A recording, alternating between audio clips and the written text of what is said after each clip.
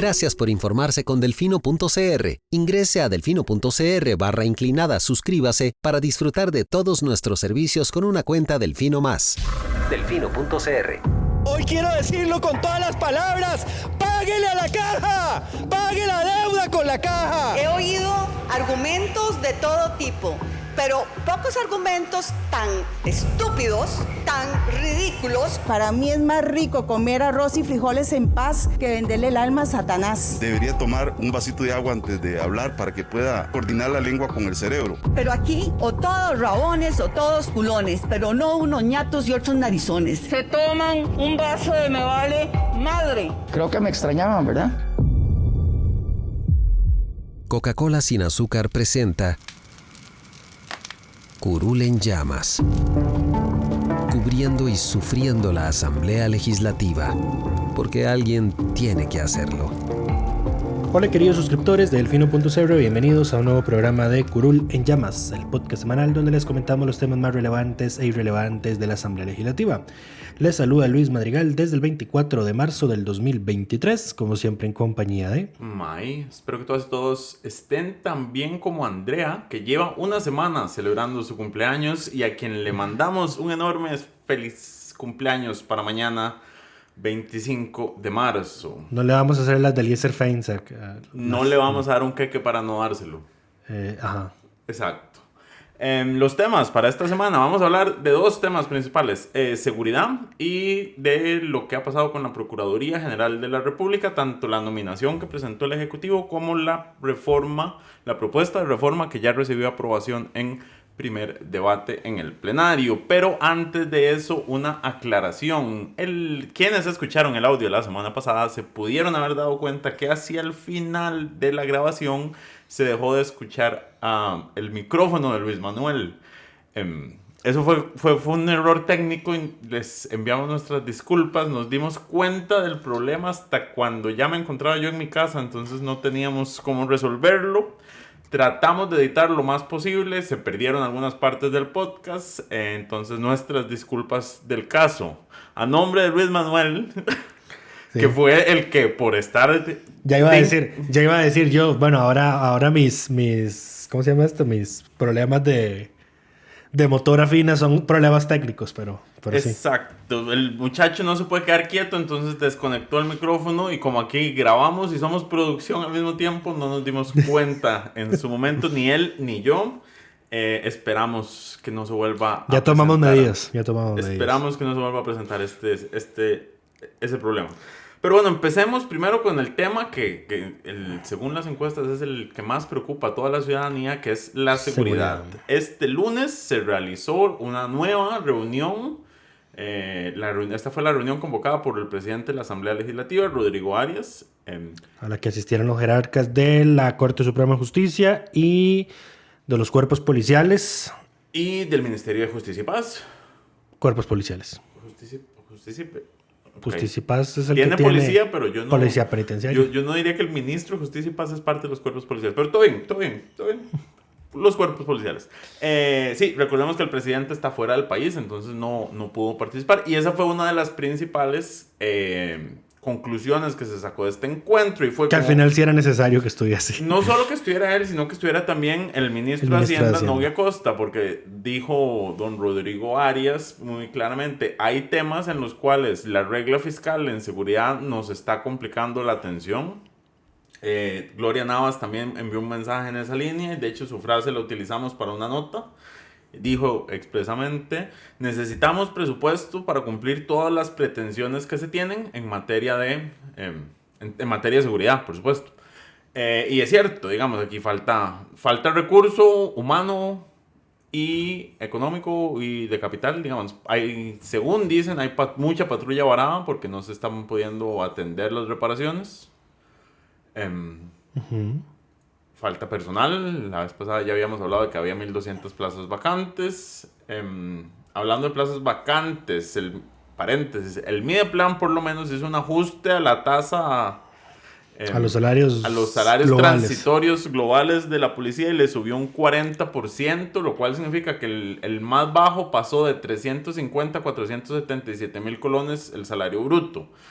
para un policía me parece que sigue siendo, digo, para alguien que arriesga su vida, me parece que sigue siendo muy bajo, pero por lo menos si es un ajuste, yo no sabría decir si es decente o no sé cuánto debería ganar un policía. ¿Cuánto vale arriesgar la vida? De hecho, lo que ella explicaba sobre ese ajuste fue que metieron el tema de peligrosidad, que es un incentivo. Creo que ella había explicado en una conferencia de prensa con los jerarcas de los cuerpos policiales que precisamente el salario de los policías está como el 80% es como son incentivos. Claro, pero si vas a meter salario global, la idea es que no necesites ningún incentivo y que el salario base te cubra esa. Sí, pero lo que hicieron fue agarrar un salario de un funcionario hoy, quitarle todos los incentivos y nada más publicar el salario base como salario global transitorio. Exacto, como si fuera a recibir algún plus. Pero bueno, eso es un paréntesis. Pero bueno, en la conferencia de prensa, aparte de eso, de que quedar en que se iba a coordinar una reunión con el presidente y con el ministro de Hacienda para hablar de los aspectos en los cuales se requiere compromiso fiscal para atender la situación, se volvieron a mencionar los proyectos que son prioritarios del Poder Judicial, que es el 23.090, el 22.836, el 23.347 y el 22.651, que tratan los temas de la ley contra la delincuencia organizada, prioridad a víctimas y testigos, intervención de comunicaciones en casos de femicidio y soborno transnacional. Seguimos sin saber los números de expediente concretos para la mayoría.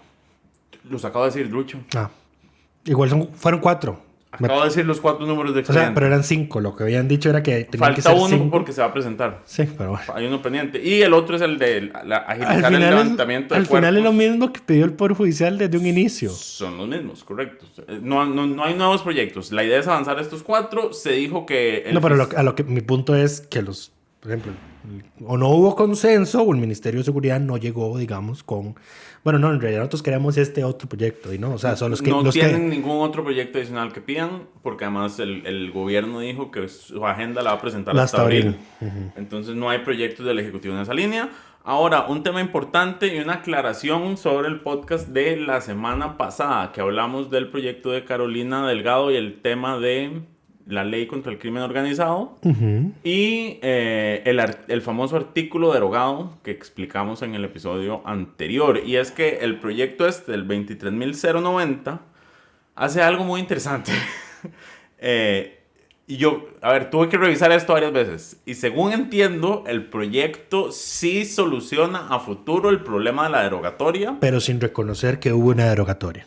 Exacto, y no reconoce expresamente que hubo una derogatoria, porque lo que hace es que en la ley que está en discusión, si está o no vigente, que yo digo que está vigente, porque entró a regir y nunca después no se repusieron los artículos que se derogaron. O sea, la ley que derogó esos artículos, exacto, la reforma entra sobre esa ley, no sobre la ley a la cual se le derogaron los artículos. Okay. Y lo que hace es que en esta nueva ley, que es la que está en disputa de si ya está rigiendo o no, incluye el procedimiento para solicitar el trámite de crimen organizado por la vía que tenía la ley anterior. Entonces es una reforma a la reforma. Es una reforma a la reforma, exacto. A la reforma que ellos dicen que está en disputa si rigiendo o no. Si derogó o no. Exacto. Entonces, lo que pasa es, si los juzgados llegaran a interpretar que la ley fue derogada, que esos artículos, o sea, que la ley entró a regir y los artículos fueron derogados, ajá, con esta reforma, a partir de que esta reforma sea ley, ya se repuso el procedimiento ordinario. Ajá. Entonces, a futuro está cubierto. Pero no reconoce expresamente que hubo una derogatoria. Entonces, en caso de que no hubiera una derogatoria, uh-huh, esta ley no afecta la ley anterior ni reconoce que hubiera habido una derogatoria.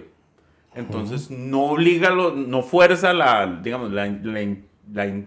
sí, a ver, el principal argumento para rechazar el proyecto de doña Carolina, que de hecho se rechazó esta semana, correcto, es que doña Carolina dice, la anterior asamblea cometió un error. Lo cometió. Y lo cometió. Nosotros somos de la El tema es que esta asamblea, como lo dijimos en el podcast pasado, no quiere cargar con la responsabilidad de decir las escuchas telefónicas de estos casos o todo lo que se ha hecho en estos casos de corrupción o de crimen organizado, pues ya no sirven porque se hicieron mientras estuvo derogada la ley que lo faculta a hacerlo. Correcto. Es la diferencia. Entonces, entonces el churuco, digamos, ya no se lo come la asamblea a decir sí, la anterior asamblea cometió un error, sino que le delega el tema a los jueces. A los jueces que tendrían que ya de por sí están peleándose. Están peleando sobre ese tema y hay que esperar a que eso llegue a la tercera para que se resuelva finalmente en estos casos complicados. Y luego 10 años más para que llegue a la Corte Interamericana. Exacto, pero entonces, esta ley, la 23.090, que de hecho me parece que es iniciativa del Poder Judicial expresamente,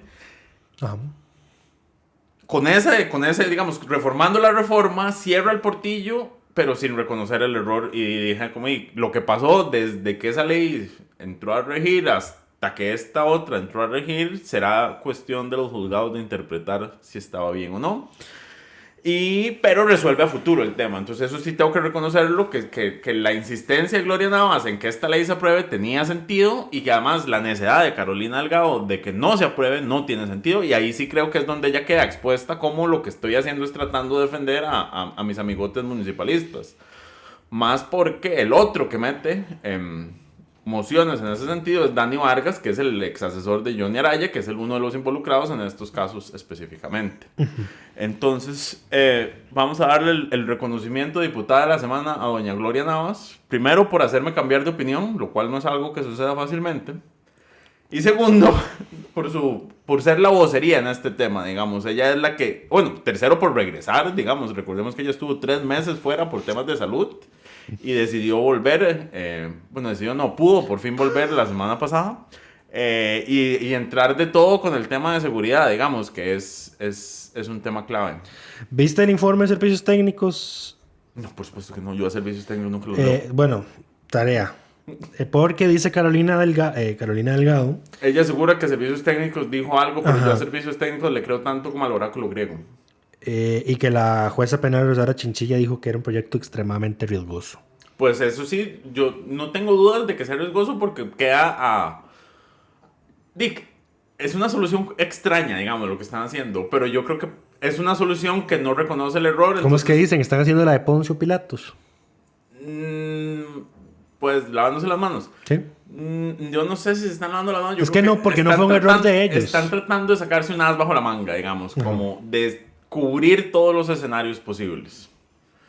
Pero bueno, en fin, eso es con el tema de seguridad. Esta semana se rechazó ya el proyecto de Carolina Delgado, del anterior, y aquí me faltó mencionar, aquí tenía que corregir algo que yo creo que dije la semana pasada, y es que Carolina Delgado no es miembro de la comisión. No, ella... Entonces, por ende, digamos, no podría ella salvar el proyecto con un dictamen de minoría, porque ella no puede presentar dictámenes porque no formaba parte de la comisión, y el rechazo fue unánime. Entonces automáticamente se archivó. El proyecto está archivado y ahora lo que falta es que avancen a estos proyectos prioritarios. Doña Gloria Navas dijo en alguna entrevista, pues estuvo en todo lado esta semana, que iban a avanzar con del 23.090 en los próximos días, con las mociones que tenían pendientes, y bueno, eso es todo con ese tema. Servicios técnicos lo que dice es que tiene problemas técnicos, problemas de técnica legislativa, que tiene varias reiteraciones, y problemas de sistematicidad con otras normas. Por supuesto, porque reformas una reforma que está en disputa de si está derogada o no, si está o no, si rige o no. No, es una solución, digamos. Y dice, es necesario determinar de manera más precisa y clara el rige de la ley 9481. Por supuesto. Es que el rige que ponen es el rige a partir de ya. Pero bueno, en fin. Pasemos al siguiente tema, la Procuraduría General de la República. Tal y como mencionamos... Esta semana... La semana pasada. Lo que iba es que esta semana la Comisión de Nombramientos pues recibió en audiencia a don Iván Vincenti. Lo dije bien. Vincenzi, me parece que es. Ok, bueno, al candidato del Consejo de Gobierno a la Procuraduría General de la República. Y es el segundo candidato, formalmente. No. Porque resulta y acontece que esto nos enteramos después de que grabamos el podcast de la semana pasada, de que el gobierno sí había propuesto, sí había adoptado el Consejo de Gobierno el acuerdo formal de postular a el anterior candidato. Correcto, que pero nunca renunció lo por postuló. sus comentarios en Nunca Twitter. lo postuló y No mandó el expediente a la asamblea. asamblea. No mandó el expediente a la asamblea. Pero lo que ocurrió fue que el Consejo de Gobierno se adoptó el acuerdo y luego lo borraron. Lo cual es altamente una pésima cuestionable. técnica. Es una pésima técnica. Usted no elimina acuerdos, usted deroga acuerdos. Eso no significa que desaparezca el acuerdo como tal. O sea, es que, a ver, sí, lo que hicieron fue borrar del literalmente documento. Borrar del acta que ya estaba Como si firme y nunca, publicada como el si acuerdo. nunca hubiesen adoptado el acuerdo. Correcto. Eso está mal. Eso de hecho es delito porque es... De hecho, vean, si ustedes Eso sean... es un delito porque eso es alterar ¿Sí? documentos públicos. De hecho, vean, para que entiendan cómo ocurre en la asamblea. En la asamblea el primer punto en cada sesión es en discusión y aprobación el acta de la sesión anterior. Correcto. Y cuando dicen eso es para que los diputados hagan correcciones al acta. Pero esas correcciones... Como por ejemplo, si alguien dice turqueso y pide que mejor le pongan las personas de Turquía. Ese tipo de correcciones. Sí. Pero esas correcciones, de hecho, no se hacen en el acta del día previo. Quedan en el acta posterior. Quedan en el acta de ese día en el que se está pidiendo que se haga la corrección. No se corrige. O sea, Ahora, pero eso es una mala práctica de la asamblea. No, a ver, eso es como una fe. Ok. En los órganos colegiados, usualmente, cuando usted aprueba un acta, usted corrige el acta que está en votación. No es que la corrección quede en el acta nueva. Usted tiene que... Para eso es que usted está, uno, votando el acta y dos, señalando los cambios de forma. Entonces yo digo, en esta acta yo no dije eso, cámbiemelo. Me lo tienen que cambiar en el acta original. Lo que pasa es que, a diferencia del resto de órganos colegiados, en la asamblea se hacen transcripciones literales. Y lo hace un sistema de cómputo. Y alguien revisa probablemente. Pero igual deberían corregirlo en el acta correspondiente. Digamos, ese tipo de correcciones se deben hacer en el acta correspondiente porque usted vota el acta corregida con los señalamientos que se hagan. Ahora, ¿en qué estábamos antes de esto? Bueno, el Consejo de Gobierno lo que hizo fue decir, bórreme ese acuerdo, desaparezcalo. Lo que tenía que hacer era como, bueno, derogo el acuerdo y lo dejo sin efecto y tomo este nuevo acuerdo. Pero eso no desaparece el acuerdo, digamos, no deja de existir como tal. El tema ahora es... Ahora, si esto no contaba para los... No cuenta, no se cuenta como un primer nombramiento. No por... A ver, y aquí hay que entrar porque la asamblea nunca lo rechazó. Hay que entrar a discutir la reforma que se aprobó. La ley de la Procuraduría decía que si el Consejo de Gobierno proponía si la Asamblea Legislativa rechazaba las dos primeras propuestas que hiciera el Poder Ejecutivo, el Consejo de Gobierno podía nombrar discrecionalmente al Procurador General o a la Procuradora General. Sí, nada más para aclarar. Yo no estaba diciendo, digamos, que este ya fuera el segundo y que si rechazaban podían nombrar otro. Exacto. Solo que formalmente sí es el segundo correcto. Candidato del Consejo de Gobierno. Eso sí. El primero que mandan a la Asamblea, pero Eso es el sí. segundo. Eso sí. Pero bueno, ¿qué fue lo que se aprobó en la reforma? Antes de hablar del candidato que fue a la Comisión de Nombramientos, se cerró ese portillo con un proyecto de la oposición. Que creo que lo presentó Eliezer Feinsack. Todas las jefaturas de fracción menos Pilar. De hecho, antes de aprobarlo, le rechazaron a Pilar una moción que ella pedía que tuviera plazo perentorio. Que se aplicara el silencio positivo. Que es lo que tiene la ARECEP, me parece.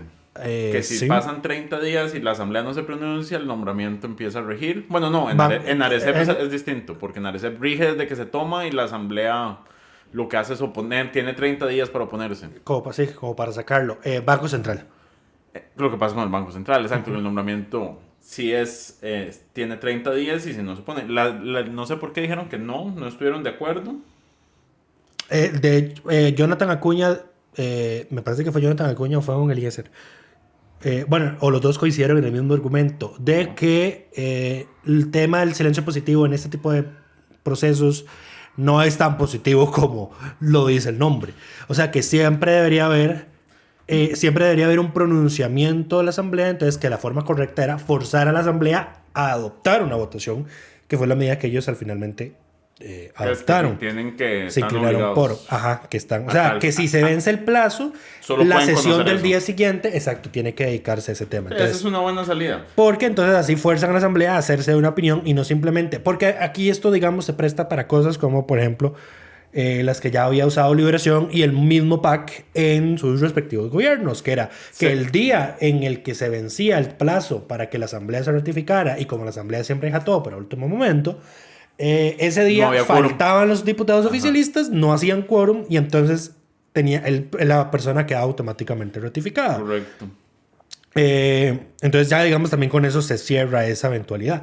Entonces, digamos, sí, esa solución que propusieron Dani Vargas, Eliezer Feinsack y Jonathan Acuña, de que pasados los 30 días hábiles, además no van a ser 30 días naturales. O sea, 6 semanas. Ajá, sí.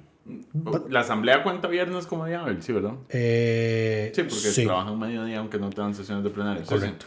6 semanas son entonces, ajá, a menos de que hubiera algún feriado. Ajá. Pero, sí, entonces sí lo cuentan como día hábil. Okay. Entonces, si vencidos los 30 días hábiles, se establece que ese es el tema que tiene que verse hasta que se resuelva. Hasta que se resuelva. Muy bien, me parece que esa es la medida más razonable para ese tipo de cosas. O sea, como forzarlos a votar. Y de hecho, lo que dijeron algunos de ellos dos fue que más bien debería revisarse ese tema de que por silencio positivo queden ratificados los que en este momento se ratifican por silencio positivo. Wow. Entonces podríamos estar viendo futuro o nuevos proyectos de reforma en el tema de cómo se ratifican Arecep y bancos. ¿Quién más ratifica a la asamblea? Arecep, Banco Central, ellos. La Procuraduría. Coprocom. Pero la Contraloría no viene. No, la Contraloría la Contraloría es elección. Coprocom y el Consejo Fiscal que se creó por la 9635. Correcto. Sí, otro que tiene silencio positivo es la reelección de magistrados, que tiene la fecha límite del... Ajá, a pesar de todo ese procedimiento raro que se han inventado ahí. Correcto, sí, no, tiene una fecha límite. Lo hacen más complicado de lo que en realidad es. Correcto. Pero bueno. Ahora, hablando ya sobre el señor Vincenti, candidato, futuro procurador, probablemente porque recibió el apoyo de toda la comisión de nombramientos. May tiene una hipótesis. Suave, voy a primero decir cómo vi la audiencia. Primero, el señor me parece una persona bastante ubicada, con conocimiento del tema, exfuncionario de la Procuraduría. Y en su presentación él dice, tengo que hablarles de un tema de conflicto de intereses. De hecho, sí, antes de que menciones eso, él era el abogado que presentó la acción de inconstitucionalidad contra el tema de la territorialidad ampliada. Correcto. Vía resolución del Ministerio de Hacienda. Eso lo mencionamos cuando el gobierno lo planteó. Correcto. Que no le dieron la razón. No. Pero es él, digamos. Él intentó traerse eso abajo y no lo logró, pero ese es el candidato. Entonces, May tiene una hipótesis. Pero dale. Ok, mi hipótesis es que el gobierno presentó ese nombre para que lo rechazaran, porque no lo veo en la línea del Ejecutivo, digamos. O sea, es una persona técnica, centrada. Digo que la Procuraduría no tiene que tener... Exacto, lo primero que hizo fue rechazar las posiciones del presidente de que la Procuraduría debería tener capacidad de investigación penal, que fue lo que en algún momento con el megacaso de evasión fiscal... el presidente pidió que la Procuraduría fuera Fiscalía. Correcto. Recuerdo que el presidente usó la frase, ya no vamos a confiar solo en la Fiscalía. Ajá. O en el Ministerio Público. Algo así dijo, insinuando el tema de la Procuraduría. Incluso él dijo que a él le preguntaron sobre ese tema en algún momento, en algún medio, digamos, por el puesto que tenía, y él dijo... No, esas son normas anacrónicas. La Procuraduría no tiene la capacidad de investigación. Son rezagos de cuando la acción penal la ejercía la Procuraduría hasta que se creó el Ministerio Público, pero se les olvidó derogar eso. A ver, la ley de la Procuraduría es sumamente vieja y tiene cosas que o han sido anuladas o sustituidas por leyes posteriores. Correcto. O hasta declaradas inconstitucionales, pero por algún motivo no se hace el cambio en la ley, en el CIRALEVI. Como el tema de que el procurador tiene los mismos privilegios e inmunidades que el resto de los miembros de los supremos poderes, que ya había sido declarado inconstitucional, pero sigue estando en la ley. Probablemente alguna reforma legal la volvió a introducir y no se dieron cuenta. Eso ya ha pasado. Sí, ha pasado. Que meten una reforma y no se dan cuenta que algo fue eliminado por la sala y entonces la vuelven a introducir al sistema. Pero bueno. Igual esos eran pronunciamientos judiciales que se presentaban así como, oye, no tengo nada que hacer, voy a ir a impugnar esto. Que a mí no está mal. O sea, yo soy partidario de que lo que es inconstitucional debería estar sacarse del ordenamiento jurídico y más bien debería facilitarse que ese tipo de cosas no estén ahí en la ley. Pero digamos, lo que genera ese tipo, lo que genera eso de que por otra ley posterior vuelvan a meter algo que había sido declarado inconstitucional es darle la oportunidad a la sala con una diferente integración de cambiar su criterio. También.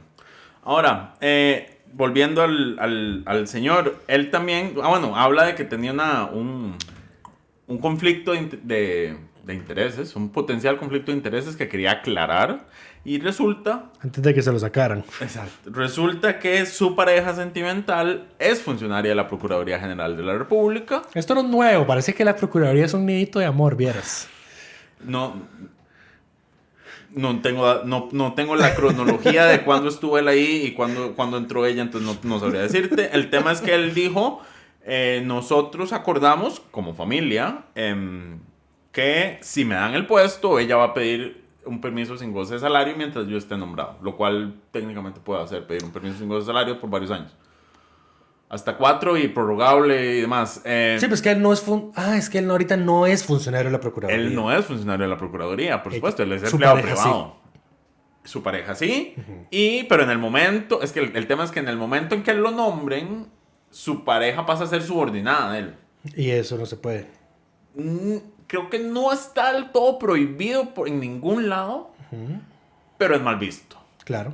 Muy mal visto, digamos. Como el hecho de que tu esposo sea tu superior jerárquico en la Procuraduría. Pero no sé, no, voy a aclararlo de una vez. Deja de tirarle a Marta Esquivel. Voy a aclararlo de una vez. Estaba haciendo el artículo de la biografía de doña Marta Esquivel en Wikipedia y me costaba mucho. La señora como que no habla de su vida familiar ni de dónde vivió, no le gusta. Información privada. Estaba indagando hasta que encontré que la señora estuvo casada con el que actualmente es el procurador general adjunto por Ministerio de Ley. O sea, porque no está... Es el de más alto rango. Exacto. El de mayor tiempo. El procurador de mayor tiempo de trabajar en la Procuraduría. Un año antes de que se casaran, ella era asistente de él. Wow. No sé qué pasó después de que se casaron. Lucho sacando trapos sucios. Lo peor es que me di cuenta por un criterio que yo eso sí no lo entendí. Información para la ex. Yo no sé, eso no lo entendí. Era un criterio que firmaba el procurador, pero por algún motivo lo firmaba el asistente, que era Marta Esquivel. Probablemente ya lo hizo y él nada más es una firma. No, pero es que esos se llaman procuradores informantes. ¿Qué es lo que ocurre con las secciones de inconstitucionalidad? Las secciones las preparan procuradores, pero van firmadas a nombre de él o la Procuradora General de la República. No sabría decir. Sí que técnicamente los criterios no los firma, no los firma Julio Jurado o la que está ahorita. Magda Inés, ajá. Sí, no. De hecho, en la página de la Procuraduría dicen quién redacta el informe. Sí. Es más o menos como lo que hacen... No lo que hace la sala, porque la sala no lo hace. Pero a ver, todos sabemos que las resoluciones en los tribunales, en las salas... Uno redacta. El letrado redacta y redacta hasta que ya su magistrado está de acuerdo con algo y eso es lo que lleva al magistrado a liberar. Sí. Pero sí, las resoluciones las redactan los letrados. En este caso, los criterios de la Procuraduría los redactan los procuradores informantes y los firma el procurador ya general. Eso fue lo que ocurrió, pero yo no entendía. Decía, a menos de que ese puesto era el equivalente en aquel entonces. Puede que haya cambiado. Pero fue muy llamativo. Pero sí, qué interesante. La Procuraduría parece ser un nichito de amor. Parece la extra ya. Pero en fin, más allá de eso, el señor muy claro, digamos, primero en su respeto por la Procuraduría como institución. Y dice que como abogado litigante una de las cosas más complicadas es enfrentarse a la Procuraduría. Dice que tienen tasas de éxito en sus casos sumamente altas. No sé, interesante. Me pareció interesante, exacto. Y y que es un ente técnico. Yo estoy viciado porque recuerdo que perdieron el caso Cruzitas, entonces. Y lo de Jonathan Mauri, el nadador. Esos eran casos perdidos. Pero en realidad ese no lo perdieron. Ese fue que, esto no es forma de ganarlo. Y tenían razón en que no había forma de ganarlo. Así que se ahorraron la plata en ir a apelar. Exacto. Ahora, el señor también dijo algo muy importante. Es que la función... él tiene muy claro algo. La principal función de la Procuraduría es recordarle a la administración el principio de legalidad. Eso es, básicamente. ¿Sí? Y que ante consultas es el abogado del Estado. Deberían ser más concretos en sus respuestas, porque la gente lo Estoy que quiere saber es, ¿puedo o no puedo hacer esto? Estoy completamente de acuerdo. Y entonces, digamos que esa es su línea de Habría que pensamiento. Vea, un dato interesante para sacar sería saber cuántas de las consultas de los criterios jurídicos que se le piden a la Procuraduría son efectivamente evacuados. Porque, por ejemplo, y esto también lo hace el Tribunal Supremo de Elecciones, si vos le preguntas a la Procuraduría por algo que ya había resuelto, pero por algún motivo vos no te diste cuenta que ya lo había resuelto, la Procuraduría te va a decir, te rechazo la consulta y esto ya lo resolví en tal criterio que te comparto. Mae, es exactamente lo mismo decir, vea, yo ya había dicho esto en tal fecha, es lo mismo, lo sigo sosteniendo. Porque la Procuraduría también puede cambiar sus pronunciamientos. Correcto. Si alguien se lo pide, pero es un proceso diferente. De reconsideración se llama. Pero yo estoy de acuerdo con eso. O sea, a mí... Hay temas a veces que se los consultan a la Procuraduría, que la Procuraduría, por el interés que tiene ese tema, debería evacuarlos y no va a salirse por la tangente. Correcto. Pero bueno, en fin, el señor parece se va a votar el próximo jueves esta ratificación. Me parece. Creo que acordaron eso. Y volviendo a la hipótesis de May, o sea, el candidato parece ser tan bueno que yo creo que lo quería la hipótesis de May era que la asamblea lo iba a rechazar al darse cuenta de que su pareja sentimental es funcionaria de la Procuraduría. Entonces que ahí venía el primer rechazo, luego iba otro y ya. Entonces por ahí iba la hipótesis de May. Mi hipótesis, exacto, porque el primer rechazo era aquel nefasto de los comentarios. Ajá. Pero él se retiró antes de tiempo, digamos. Y no fue que el gobierno lo retiró, fue que él se Además, retiró. es que ese retiro, esa eliminación del acta menos que tiene sentido. Correcto.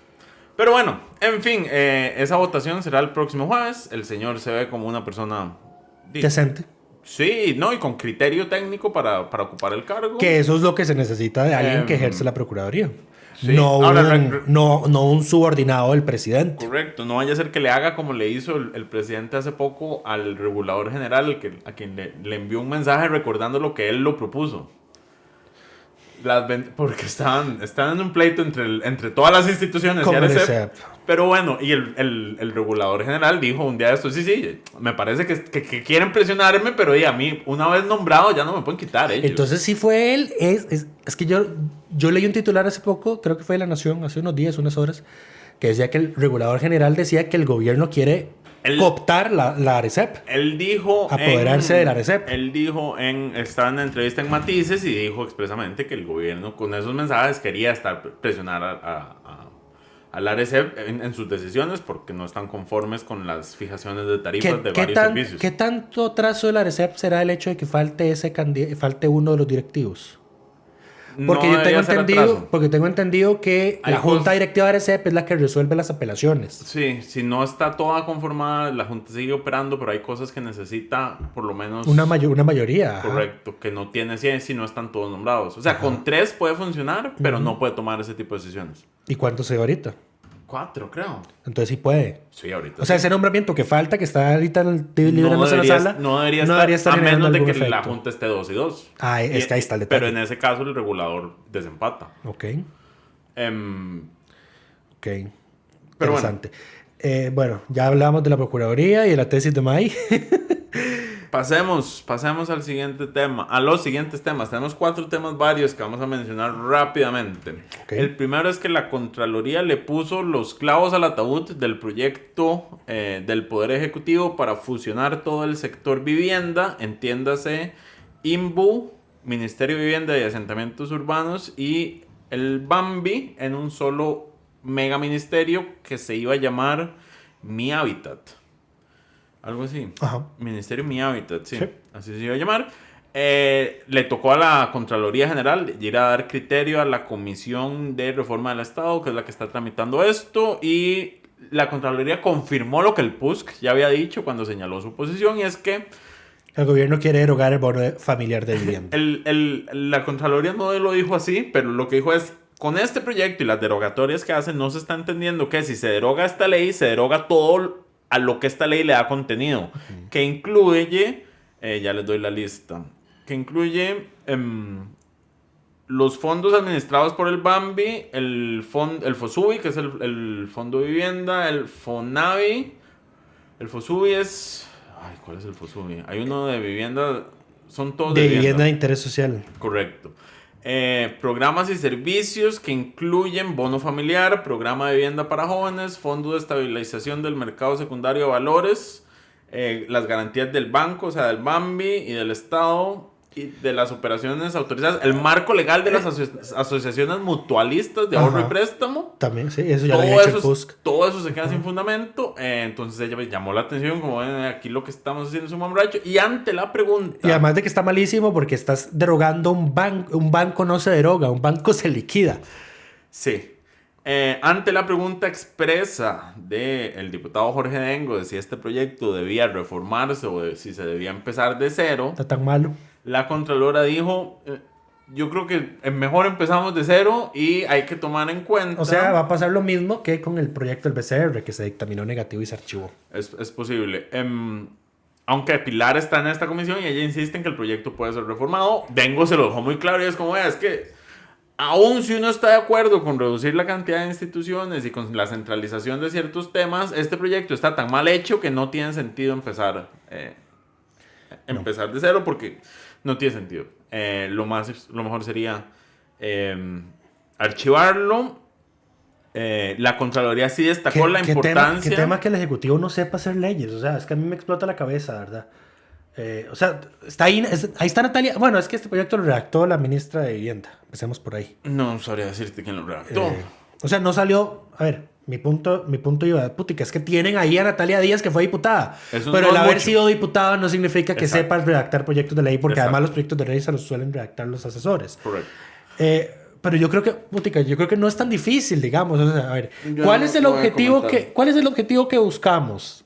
Es lo primero que uno tiene que ponerse. No es tan fácil, pero... ¿Cuál es el objetivo que buscamos? Bueno, centralizar las instituciones en el área de vivienda. Okay. ¿Cuáles son esas instituciones? ¿Cuáles son los actores? Todos estos. ¿Cuál es el fundamento jurídico de todos estos actores? Bueno, esta y estas leyes.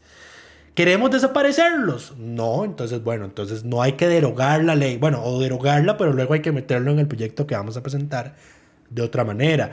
O sea, te vas haciendo esos planteamientos, digamos. O sea, es como un mapa conceptual. O estos mapas de, bueno, si es esto o si no es esto, vamos por este otro lado. Y a cosas así.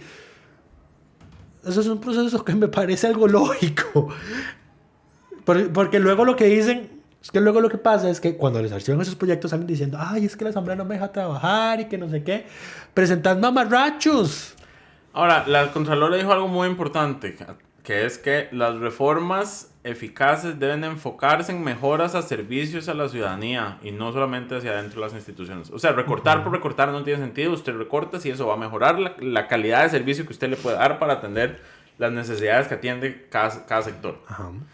Y que ese debe ser el enfoque en un proyecto en esa línea. Pero bueno, ese proyecto creo que ya con el criterio de la Contraloría morirá o tendrá un dictamen. Va a pasar lo mismo que el del BCR. Tendrá un dictamen minoritario de doña Pilar. Pero bueno. Después, Lucho quería hablar de un proyecto que se aprobó en segundo debate que va a exonerar a los adultos mayores de las cargas municipales. Proyecto de don Erwin Macís. La persona favorita de Lucho. No. Nuestro representante ante el BCI. Ante el BCI, es correcto. O sea, el salario más alto de este país del sector público. Pero, a ver, lo presentó Erwin Macís, pero tiene un sustitutivo. El texto actual es a raíz de un sustitutivo que se aprobó en la actual Asamblea Legislativa. Este proyecto lo que propone, bueno, lo que dispone, porque ya se aprobó en un segundo debate, es que las municipalidades van a poder, porque todo con las municipalidades, ¿verdad? Es autorización. Que van a poder, por acuerdo del Consejo Municipal, exonerar a los adultos mayores en pobreza de pagar impuestos y servicios cobrados por las municipalidades. Entiéndase, el impuesto sobre los bienes inmuebles, ¿qué más cobra a la gente que tiene propiedades? Vos no pagas los impuestos de la casa en la que vives. Sí, pues Recolección de basura, parques. Los impuestos municipales. Eso. Ese es un conjunto que uno paga. Bueno, todo eso. La propuesta es exonerar a los adultos mayores en pobreza de eso. Lo que yo estaba pensando ahora en la mañana, bueno, ahora que estábamos poniendo la lista de temas para grabar el podcast, Porque yo leí el proyecto y yo decía, mira, es que el proyecto no dice, bueno, ¿cuántos adultos mayores? 1, ¿cuántos adultos mayores tenemos en Costa Rica? 2, ¿cuántos de esos adultos mayores están en pobreza? Esos datos existen, pero pero no están en el proyecto. Ya, ¿verdad? es el de Derwin, ¿qué crees? ¿Qué esperas vos? Y lo otro que me salía la duda, digamos, es ¿cuántas leyes generales de ámbito municipal, o sea, que son para todas las municipalidades, para que ellas adopten luego el acuerdo de ejecutarlas, son efectivamente ejecutadas? ¿Cuántas municipalidades ejecutan las leyes de ese tipo que aprueba la Asamblea Legislativa? Voy a tirar un wild guess a decir que menos de la mitad. Yo estoy seguro de eso. Estoy seguro de eso. Menos de la mitad de las cosas que puedo hacer. Veamos, por ejemplo, hace ya rato que se aprobó la ley de comercio al aire libre. Muy pocas municipalidades lo han implementado. O sea, sí. ¿Querés saber qué es lo que pasa? Es el problema con las municipalidades, pues que los intereses nacionales que existen en la Asamblea Legislativa no son necesariamente los intereses de los gobiernos locales. Y entonces no les importa. Y como los gobiernos locales son los que controlan el tema de patentes, digamos, no se les puede imponer de que sí, ustedes tienen que permitir que un restaurante pueda poner sillas y mesas en las aceras, no se lo puedan imponer. Yo sí que reformaría todo el tema de los gobiernos locales. Yo soy partidario de la derogación del régimen municipal. No debería existir, a mi criterio. Yo empezaría por fusionar municipalidades centralizadas y reformar todo el tema de qué pueden hacer y qué no pueden hacer. Y, por ejemplo, el tema de que no les puedan dar órdenes. Ustedes son autónomos, pero esta ley se aplica. Como con la caja. Ajá. No, con la caja no. Es distinto. La sala lo acaba de hacer con la caja y la asamblea. No tengo el criterio. Ya tenemos el fallo completo. Es un cambio de jurisprudencia. Es obvio lo que pasó. Tenemos el fallo completo. No voy a comentar si no tengo el fallo completo. Está bien. Pero sí, creo que implicaría... Es que además yo creo que la Constitución no lo dice así expresamente, putica, pues es que se ha malentendido ese tema de las autonomías. Pero además, bueno, mi punto era eso. O sea, yo me ponía a pensar, putica, ¿cuántas de leyes? Porque ya anteriormente la Asamblea, por ejemplo, ha promulgado leyes de condonaciones de impuestos. Y ¿no? si la municipalidad X de su cantón dice, no, a mí no me da la gana, sí, yo quiero seguirle cobrando, me vale un carajo que la asamblea le haya aprobado una condonación, no la quiero aplicar. Claro, pero cuando quieren terrenos y donaciones, ahí sí están pidiendo. Vea, y hablando de eso, hace unas semanas, hace unos días, se rechazó el proyecto para que eso no tenga que pasar por la asamblea. ¿Por qué, Dios mío? Pues tienen razón. No, imagínate el festín que harían las municipalidades. Eso debería controlarlo la Contraloría, por ejemplo. Wow, más competencias. Sí. Es un órgano de la Asamblea Legislativa. Pero ¿por qué tenemos que...? Es que, ¿sabes qué es lo que pasa? No, pero ellos no lo rechazan por eso. No lo rechazan porque, ay, no, es que después las municipalidades se hacen un festín con las donaciones. No lo hacen por eso. Lo hacen porque hacen política con eso, hacen política electoral con eso. Ahora, denme los votos y yo le saco el proyectito de ley cuando me elijan para que tal terreno, sí, la verdad... Eso es lo que hacen. Eso es lo mismo que con las moratorias a los desalojos en la zona marítimo terrestre. Exactamente lo mismo. Hacen política electoral con eso. Entonces, quitarles esos proyectos de ley, los chayotes, sí, es quitarles una herramienta politiquera. Y para luego andar diciendo, ay, vea, cuando yo fui diputado les aprobé tal proyecto de aquí. O sea, no. Entonces, está bien, sí, hay que poner un control. Tampoco es como que hagan mucho control ahorita. O sea, de hecho los aprueban mal. Cuando los aprueban hay que aprobar a veces hasta 3 reformas al mismo proyecto porque, ay, pusimos el número de lote mal, pusimos el número de finca mal. Sí. Pusimos las cédulas mal y alguien no puede decir. Dios mío. Pero bueno. Es ridículo, madre. La cantidad de tiempo y recursos que se pierden con esos proyectos. Pero bueno, rechazaron el proyecto. Qué triste. Ya.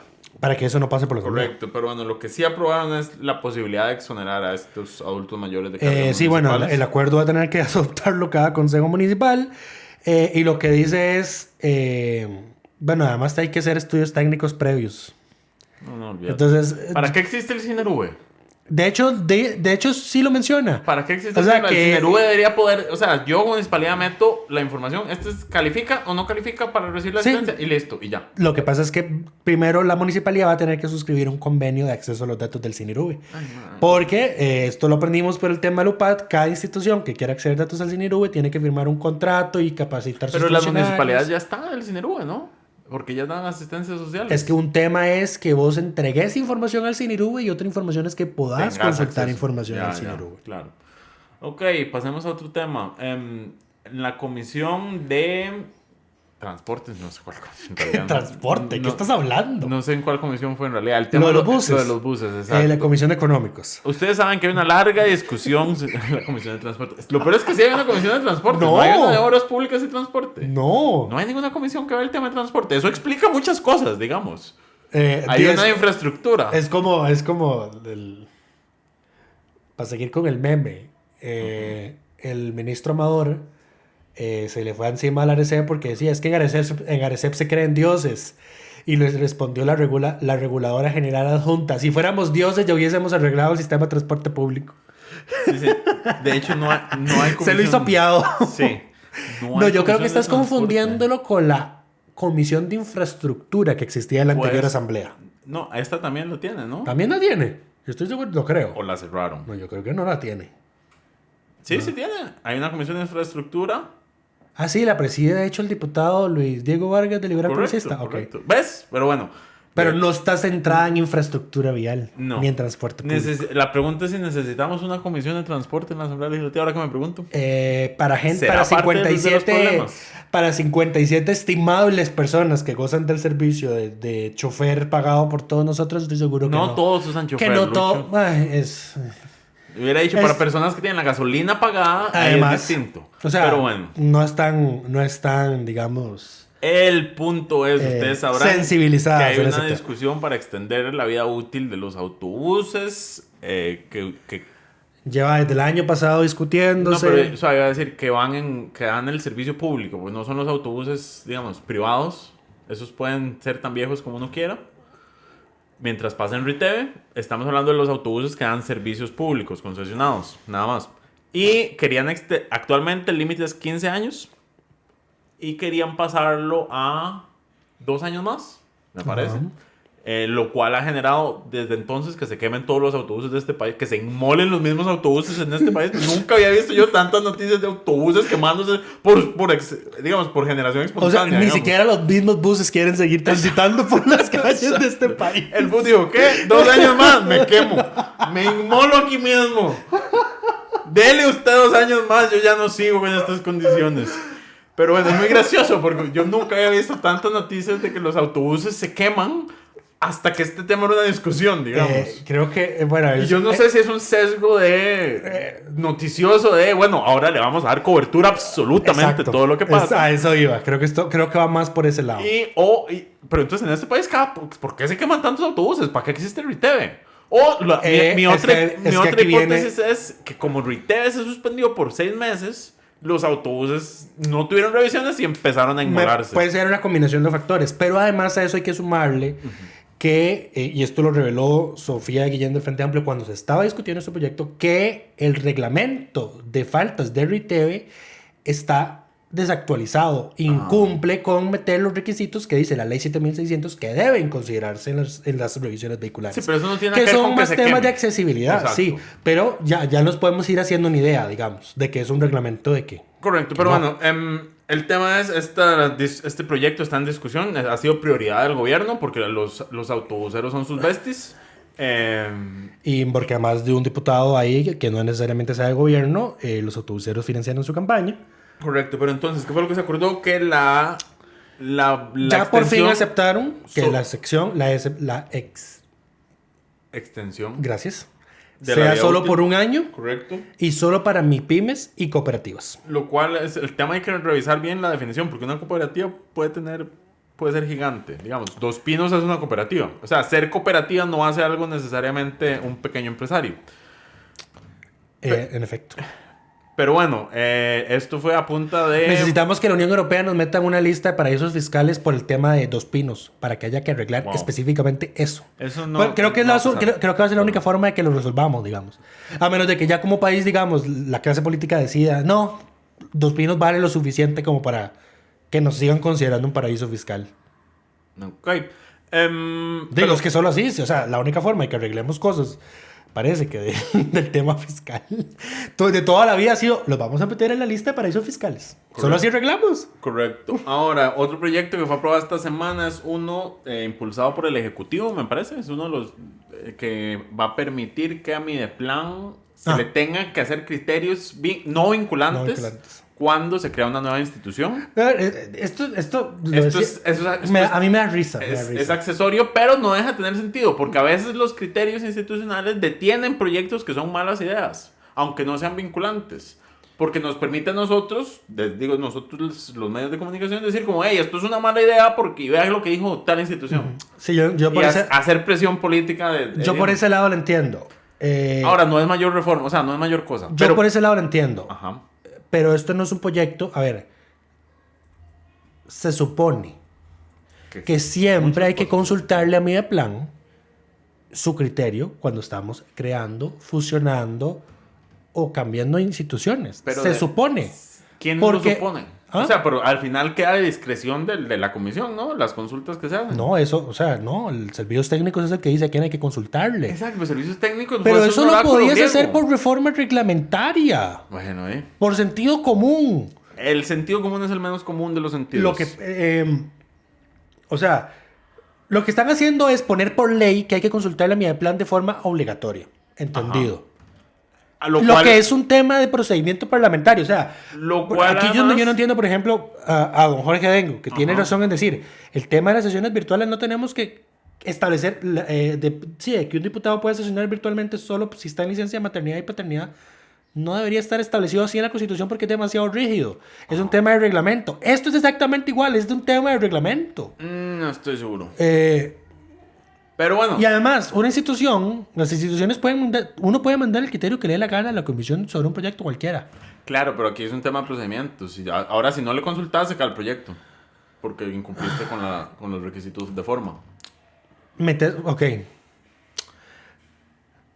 Igual el proyecto, a mí me da risa. No puedes darle una vía rápida y no consultar, por supuesto. A mí me da risa el proyecto. O sea, no, a mí me dan risa las prioridades del gobierno. Además. O sea, con la crisis de seguridad que tenemos, están celebrando que le aprobaron esta reforma. O sea, pongámonos serios. Sí, además. Pero bueno. Y además me dio risa que el día que se aprobó en segundo debate estaba la ministra del Mideplan junto con un grupo de funcionarios en la barra del público sosteniendo aquel mamotreto gigantesco de papel que supuestamente tiene todo el organigrama del sector público. Las 320. Que un montón son, o sea, están ahí las 80 y pico de municipalidades. Hay más de municipalidades, pero yo creo que ahí también están las municipalidades tienen federaciones, ¿no? Esas están incluidas. Además, sí. Yo no sé si esas están incluidas o si la federación ya cuenta como privado, pero hay otras. A ver. O sea, solo en temas municipales son como 90. Porque están los consejos. Los municipales de distrito. Exacto, esos son como 7, entonces ahí vamos por 91. Ajá. Pero bueno, y están también todos los colegios profesionales, Ajá. que esas son como otras 40 instituciones públicas. Allá vas por 120, igual te quedan 200. Todo lo que sea institución pública o tenga participación pública está metido en ese organigrama. Correcto. Entonces es claramente que se ve más grande de lo que aparenta. O tiene instituciones que ya ni siquiera existen, solo porque la ley sigue estando vigente, están ahí metidas. No desaparecidas. Exacto. Entonces, ahora iba a hablar. Pero me dio risa que estaban ahí como si fueran. Como los chiquillos de las universidades que a cada rato llegan a las barras a pedir proyectos o hablar o a ponerse proyectos. Estaban ahí ellos más, como un grupo de público más. Correcto. Ahora iba a hablar rápidamente de los proyectos presentados esta semana, porque hubo tantos proyectos presentados esta semana. Pero bueno, no, esta semana no fueron tantos, pero iba a hablar porque hay 2 líneas. Por alguna razón les empezó a dar por presentar declaratorias de nuevo. Declaremos el colibrí, símbolo patrio, declaremos el pez vela, símbolo patrio. Y estos 2 vienen del liberal progresista. Uh-huh. Y es como, señores, prioridades. En cambio, el diputado Jorge Adengo presentó 2 proyectos claves. Bueno, no claves. Un proyecto que es una discusión que hay que tener y que es interesante, que es el tema de la representación de las personas trabajadoras independientes en la junta directiva de la Caja. Nosotros sacamos una nota al respecto. Yo hablé con el diputado porque, a ver, yo vi el proyecto y lo leí y dije, ok, le vas a dar dos puestos más en la junta directiva del Consejo de Gobierno. Voy a hacer una nota para cagarme en esto. Después dije, ok, seamos un adulto razonable y Hablemos con el diputado. Voy a hablar con él primero antes de sacar la nota. A ver si eso es negociable. Exacto. Entonces, Porque lo empezamos a discutir entre nosotros y es como, esto es una mala idea. Esto es una mala idea. Lo llamé y me dijo, él me dijo, sí. De hecho, yo le dije a May que me parecía, o sea, que si acaso esos deberían ser puestos que debería nombrarlos la asamblea. Correcto, que fue una idea que yo le di al diputado y le pareció como razonable. Pero bueno, el punto es... Él dijo que está abierto a negociar eso. Exacto, él lo que me dijo es lo importante es que se tenga esta discusión. Porque ciertamente, a ver, estamos hablando que hay unos 250,000 trabajadores independientes, sin contar aquellos que no están formalizados por todos los costos que implica formalizarse con la caja. Para la cual la Junta Directiva de la Caja toma decisiones vinculantes y obligatorias para ellos, que los atan. Respóndeme algo. Y no tienen ningún tipo de representación Respóndeme esto. En esa junta directiva. A ver, porque el sector trabajador, los trabajadores rasos, tenemos 3 representantes en la caja, pero en realidad están divididos en uno del solidarismo, uno del cooperativismo, Solidarismo, cooperativismo y uno de los sindicatos. Y sindicatos, correcto. Ok. Los patronos, los 3 son de UCAEP.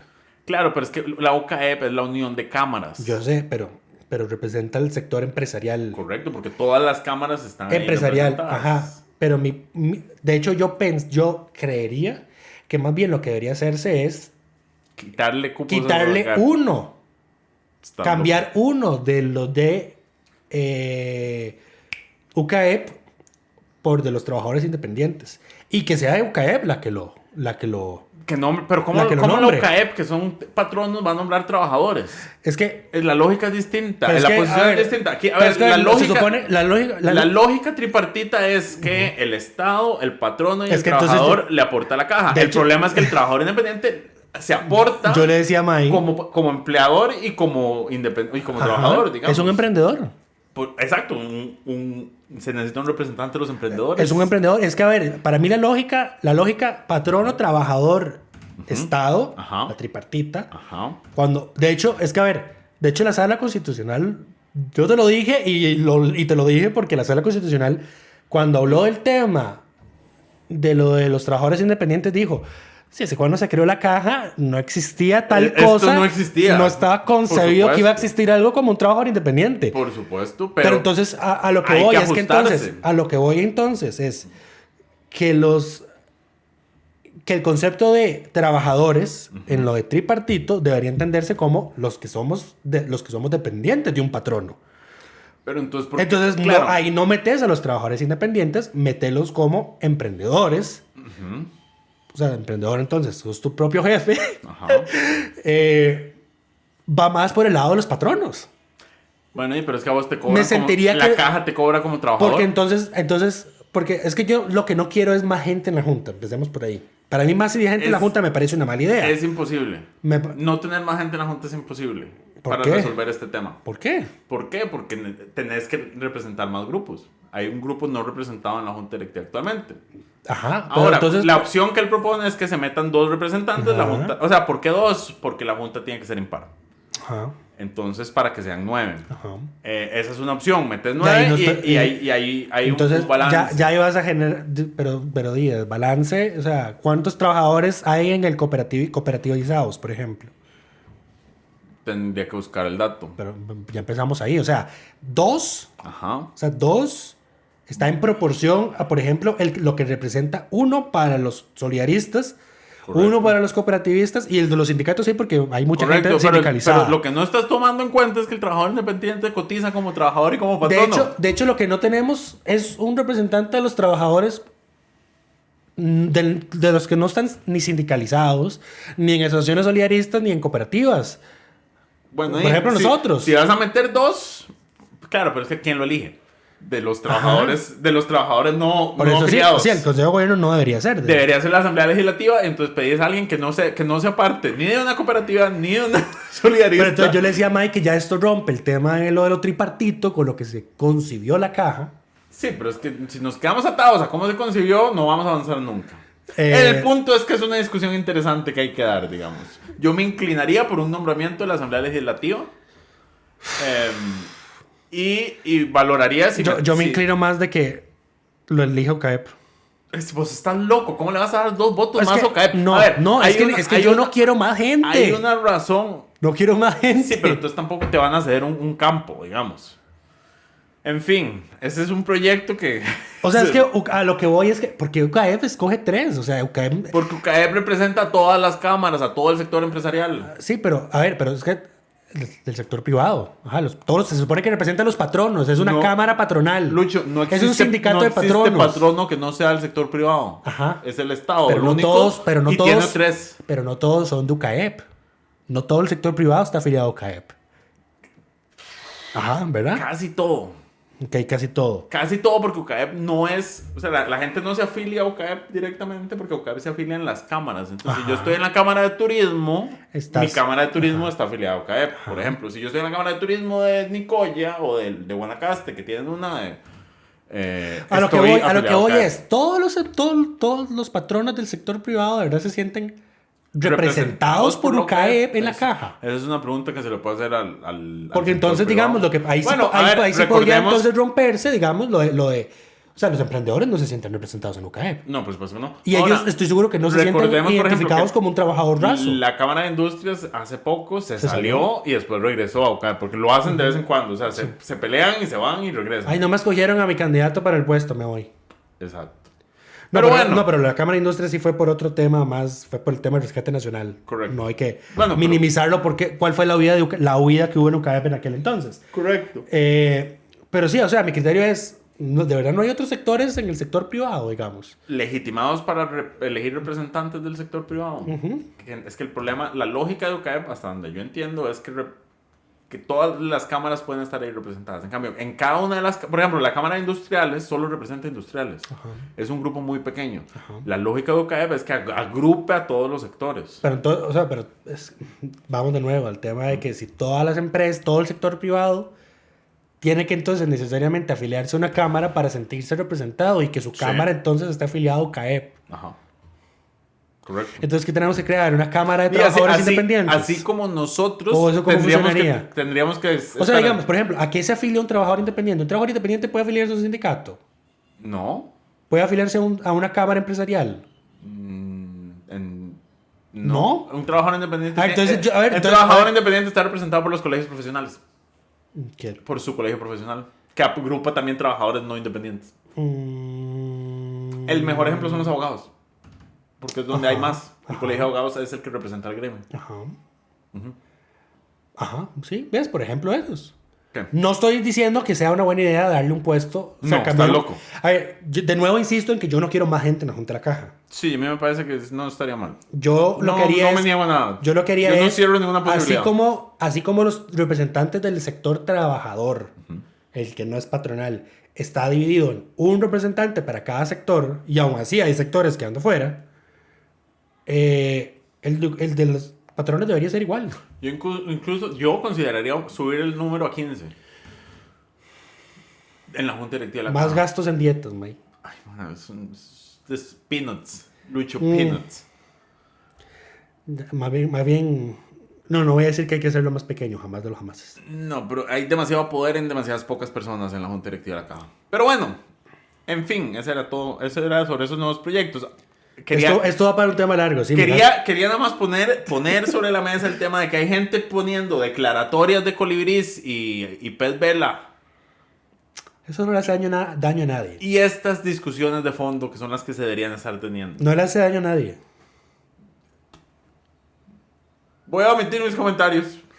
Le hace daño a la imagen de la asamblea como tal. Porque por sus prioridades. Porque le das sobreimportancia.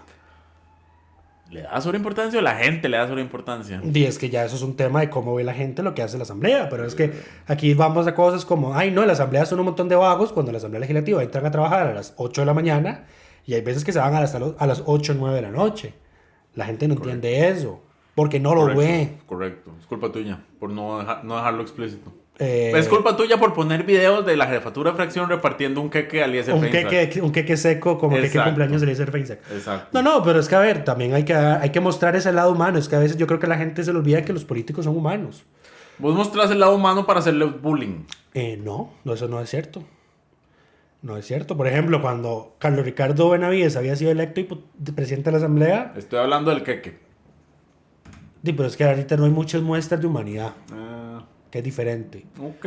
Pero digamos, siempre que hay muestras de humanidad, a mí me gusta sacarlas, digamos. No cuando te estás reuniendo ahí con gente en tu despacho, eso no. Eso no me parece el tema de que muestre humanidad, más que de la interacción. Pero que mencionaba de Carlos Ricardo, con su hijo, sí. Correcto. O sea, los diputados son humanos. Me acabo de dar cuenta de que nuestro amado equipo técnico ya actualizó la función en el sitio para que se puedan ver las ausencias en los últimos 3 meses, en los 3 meses anteriores. Ah, buenísimo. Y el tercer lugar, o sea, tenemos claramente a Gloria Navas y a Carolina Delgado, que han estado incapacitadas por largos periodos de tiempo, pero el tercer lugar es don Fabricio Alvarado. Sí. ¡Wow! Por ejemplo, esta semana estuvo ausente porque estuvo los dioses ahí en la Corte Interamericana de Metiche. Pero ausente en votaciones, no en sí, sesiones. Sí, no, sí, lo estoy viendo. Sí. Wow. Sí, ya lo tengo vigiado. ¿Ya lo tenías mapeado? Ya lo tenía vigiado, sí. Muy bien. Sigue siendo un número...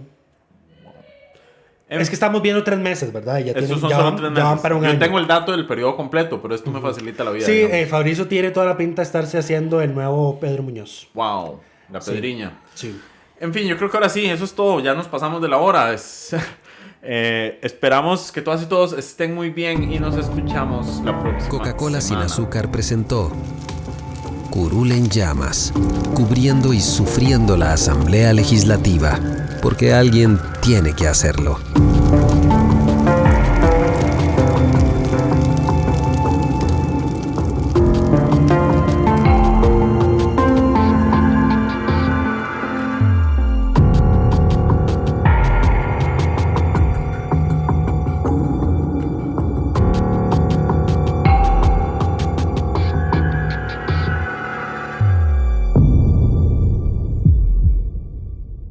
Gracias por informarse con Delfino.cr. Ingrese a delfino.cr/inclinada, suscríbase para disfrutar de todos nuestros servicios con una cuenta Delfino Más. Delfino.cr